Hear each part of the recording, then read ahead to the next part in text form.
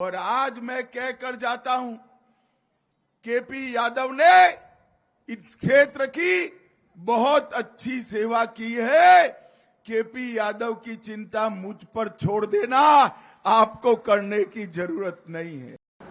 तो मध्य प्रदेश से राज्यसभा की इकलौती सीट के लिए पार्टी ने जिसे तय किया, यानी कि जॉर्ज कुरियन साहब ने अपना नामांकन दाखिल कर दिया। ये तस्वीरें उसी वक्त की हैं। नामांकन तो दाखिल हो ही गया, ये तस्वीरों में जो खिलखिलाहट है नेताओं की, वो भी उसी तरीके से थोपी गई है जिस तरीके से केंद्रीय नेतृत्व ने केरल के जॉर्ज कुरियन को मध्य प्रदेश से राज्यसभा के लिए थोपा। लेकिन बात इतनी सी नहीं है। इन सब के बीच में क्या हुआ उस वादे का जो भरी सभा में गृह मंत्री अमित शाह करके गए थे गुना की जनता से? क्या हुआ उन तमाम बड़े नेताओं के सपनों का जो मंसूबे पाल कर बैठे थे राज्यसभा की सीट को लेकर? इस पर बहुत ही बेबाकी से हम बात करेंगे। मैं हूं भुवनेश सेंगर। सियासत के हर पहलू को बगैर किसी लाग लपेट के जानना, समझना और सुनना हो तो छोटी सी गुजारिश है, द लपेटा को ज़रूर सब्सक्राइब कर लें। तो चलिए बात वहीं से उन्हीं तस्वीरों से करते हैं। जी हाँ, जॉर्ज कुरियन नाम तो सार्वजनिक हो ही चुका था। आज उन्होंने मध्य प्रदेश में से राज्यसभा की इकलौती सीट के लिए बतौर उम्मीदवार अपना पर्चा भर दिया।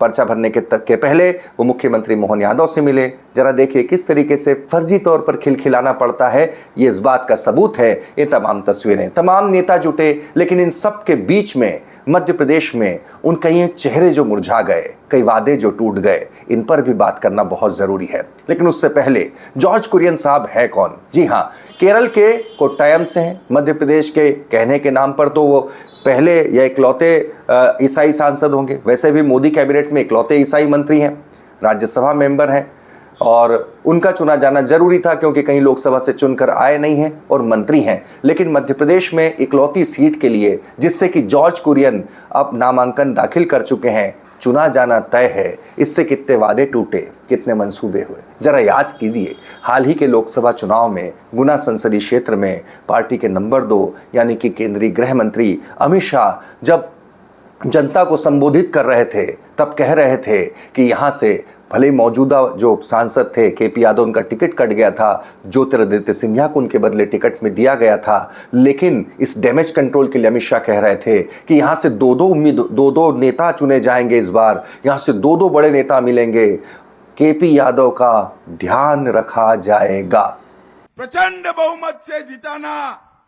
और आज मैं कह कर जाता हूं, केपी यादव ने इस क्षेत्र की बहुत अच्छी सेवा की है।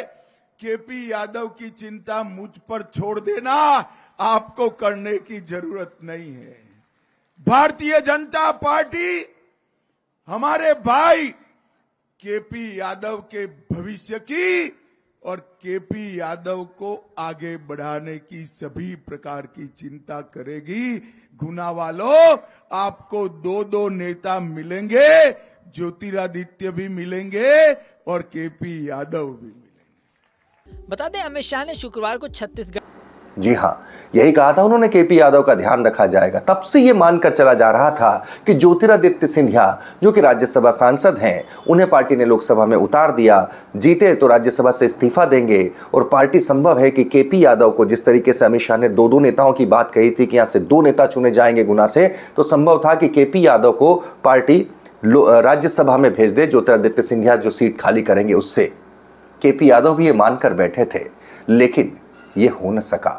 केपी यादव नहीं, जॉर्ज कुरियन जा रहे हैं मध्य प्रदेश से राज्यसभा। केपी यादव के मंसूबे टूटे, चुप्पी साध रखी है उन्होंने। लेकिन बात केवल केपी यादव की नहीं, मध्य प्रदेश में एक और चेहरा जिसे पूरी उम्मीद थी, बल्कि उनके समर्थकों को तो उससे ज्यादा उम्मीद थी। वो चेहरा मध्य प्रदेश के पूर्व गृह मंत्री, दिग्गज नेता डॉक्टर नरोत्तम मिश्रा। जी हाँ, विधानसभा चुनाव की अप्रत्याशित हार के बाद ठीक लोकसभा चुनाव के पहले एक जिम्मेदारी मिलती है उन्हें, न्यू ज्वाइनिंग टोली का सर्वा बनाया जाता है।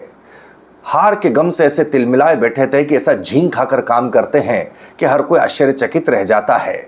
इतने लोगों की ज्वाइनिंग करा देते हैं कि लगता है कांग्रेस खाली ना हो जाए।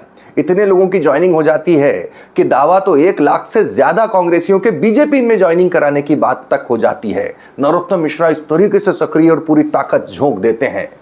जी हाँ, पूरी कोशिश इसलिए कि लगा कि सरदार खुश होगा, शाबाशी देगा और बदले में राज्यसभा की सदस्यता मिल जाएगी।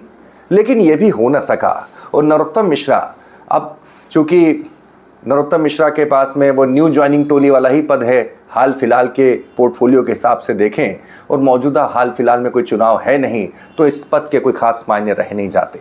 वहीं केपी यादव की जब मैं बात कर रहा हूं, जिन्हें अमित शाह ने वादा किया था भरे मंच से, लेकिन उनके पास भी इस वक्त न सत्ता में कोई पद है न संगठन में कोई बड़ा पद है।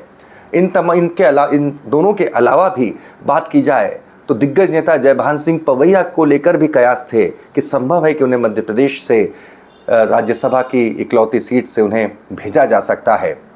बहुत दिग्गज नेता हैं, राम मंदिर आंदोलन में जिस तरीके से उनकी भूमिका थी उसको देखते हुए, हालांकि महाराष्ट्र के सह प्रभारी जरूर हैं, लेकिन ये भी हो न सका। इतना जरूर है कि मध्य प्रदेश के नेताओं को तो असल में आदत सी पड़ गई है कि केंद्र से पिटारा आएगा, पिटारे में से पर्ची निकलेगी, पर्ची में से जो नाम आएगा उसी को लेकर ताली बजाना है, उसी को लेकर खिलखिलाना है, उसी को लेकर मुस्कुराना है। अब यहाँ मध्य प्रदेश के दिग्गज नेताओं के मन मुरझा जाए, इसको लेकर कोई परवाह नहीं है। केरल में कमल खिले, ये बात ज़रूरी है। सियासत को इसी तौर तरीके के साथ जानना है तो इस लिंक को ज़्यादा से ज़्यादा शेयर करें और द लपेटा को ज़रूर सब्सक्राइब करें।